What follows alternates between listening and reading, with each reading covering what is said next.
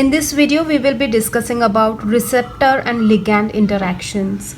So when we are talking about immunology, it is going to be interaction between antigen and antibody. So what are the forces that keeps antigen and antibody together is what we are going to learn in this video. Also, we will learn about how to calculate the strength of this interaction. Okay, let us take an example.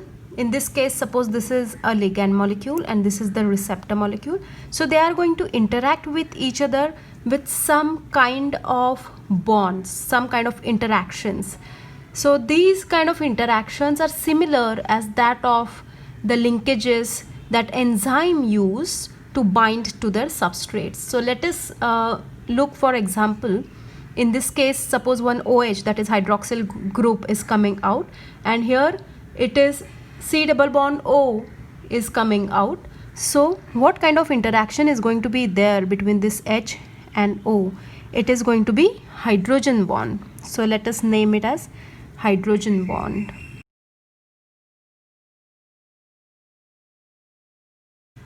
The next kind of interaction can be between ammonium ion and O minus oxygen ions. So these kind of interaction will be named as ionic bonds. The next kind of interaction, now in this case you know that CH3 and CH3 these are non-polar molecules. So non-polar molecules together are going to interact with each other, and the interaction is going to be hydrophobic interaction. Hydrophobic interaction. Now if there are two hydrophobic interactions, then here at the surface there is going to be van der Waals interaction. Van der Waals interaction. Again, can you guess which kind of interaction it is going to be? This is O minus NH3 plus, so it is going to be ionic kind of interaction. So these are the ways by which the molecule is kept together. But we need to understand that for antigen and antibody, when it is going to interact with each other, when there is going to be an interaction, then the distance, this distance has to be very, very less. Okay, this distance of interaction has to be very, very less, then it becomes high affinity. So generally it is about 1 angstrom. It is approximately 1 angstrom, that is equal to 10 raised to minus 10 meters distance. So this distance is very, very less, 1 angstrom, that is 10 raised to minus 10 meters. So this is how the interaction takes place. Now we have understood that how this ligand and receptor, they interact with each other. But the next question is, how do we quantitate the strength of receptor and ligand interaction? That means how strongly are they binding to each other and what is the rate of dissociation. So to understand this, we need to understand that receptor and ligand, they bind to each other just like enzyme and substrate. So we are going to calculate the strength in the similar fashion, just the way we do it for enzyme and substrate. So let us consider R as receptor and L as the ligand molecule. So now how are they going to interact with each other? So this R plus L will form RL, which is a reversible reaction. Because why it is reversible? Because they can separate out from each other as well. So we are going to the forward reaction. For the forward reaction, we are going to consider K1 as the rate constant And for the reverse reaction, we are going to consider K minus 1 as the dissociation rate constant. So from this we can say that the ratio of K1 to K minus 1 is Ka, that is association constant. Now what is this association constant? This association constant is the measure of the affinity of the receptor and the ligand pair. So this Ka talks about the affinity.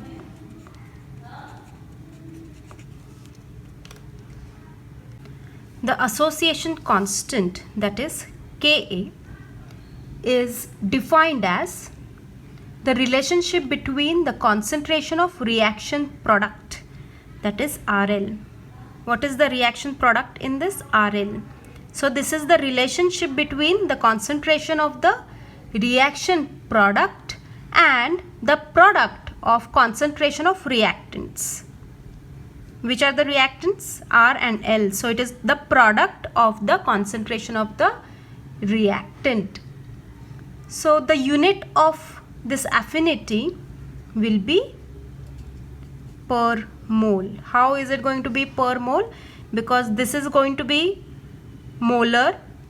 This is also going to be molar concentration. As this is the concentration, the unit will be molar. Molar. Here also it is going to be molar. So 1 molar and 1 molar is, we can cut that and then it remains per molar. Okay, that is how the unit of affinity is calculated. The higher the Ka, higher is going to be the affinity of the reaction, affinity of the interaction.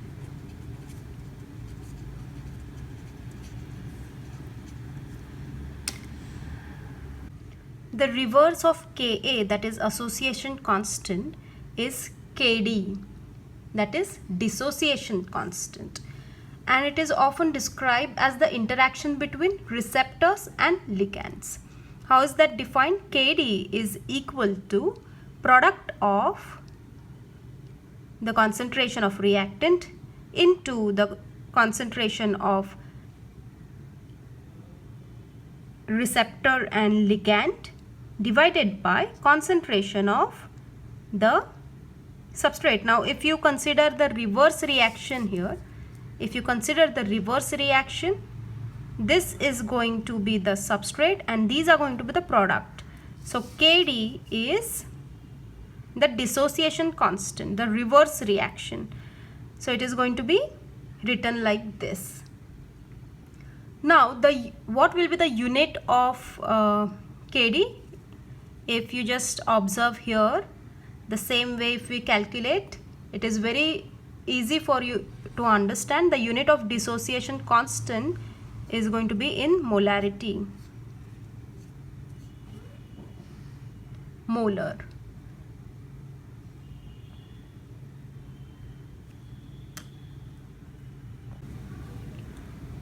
Lower the Kd, higher is the affinity of the interaction.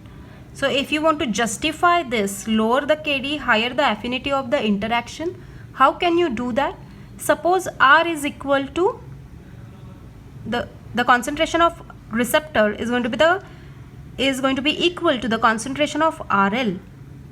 Then what remains is Kd will be equal to the concentration of free ligand. So lower the Kd, higher is going to be the affinity. There should be less free ligand available, then the affinity is very, very high is what we can say. So lower the Kd, higher is going to be the affinity of the interaction. Now let us go ahead with the interactions between antigen, antibody or receptor and ligand. So in this we need to understand that these interaction between receptor and ligands can be multivalent. Here I have given an example of monovalent interaction. How a monovalent interaction is going to happen? So the receptor exists its equilibrium with its ligand, and there is going to be on and off state. Either it is on it or it is off it. So this is the monovalent interaction. There can be bivalent interaction also. So in this diagram, what we can see is that this is the bivalent receptor binding to two sites on a single multivalent ligand. So this is the multivalent ligand that is binding to the receptor. So what hindrance can this kind of interaction, what kind of hindrance can be there? So the geometry, suppose it is binding, this is binding to this ligand, but then because of the strain in the geometry, sometimes the affinity can be affected, or we are going to learn the term avidity, that can also be affected because of these kind of interaction, because of the strain in the geometry. As it has bound here, now it cannot bind here because of its shape. So these kind of things can take place. So monovalent can sometimes become stronger interaction than the bivalent when there is strain in the geometry. Now we have understood the concept of multivalent interaction. So with this multivalent binding and interaction, there comes one more term called as avidity. So we have learnt what is affinity. Affinity is interaction or the strength of interaction between two molecules, ligand and receptor. So the term avidity, it is the overall strength.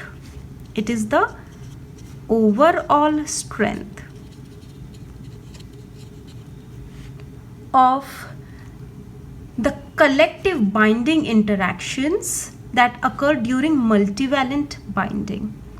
Now how will we understand this? Suppose we will take an example of IgM antibody.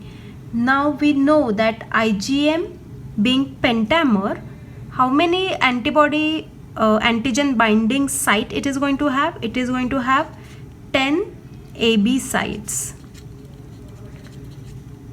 So suppose even a particular site, now there are 10 antigen binding sites. If one antigen binding site, even though it has got less affinity towards antigen, because there are 10 antigen binding site, it is going to have higher avidity towards the antigen. So that is the overall strength. This overall strength can also be exerted by co-receptor interactions. Okay, co-receptor interaction, that means the interaction that are there between the ligand and receptor other than that are present at the antigen binding site. So this overall strength is called as avidity. These interactions can be measured by equilibrium dialysis or surface plasmon resonance, that is SPR.